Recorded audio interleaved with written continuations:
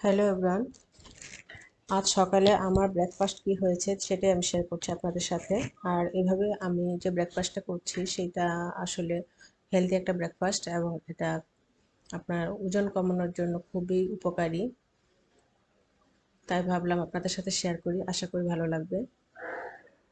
এখানে আমি 2টা ডিম নিয়েছি, বাদাম নিয়েছি, কিশমিশ নিয়েছি, শসা নিয়েছি এবং গাজর নিয়েছি, সাথে নিয়েছি গ্রিন টি অ্যান্ড একটা কলা। এই ছিল আমার সকালের ব্রেকফাস্ট।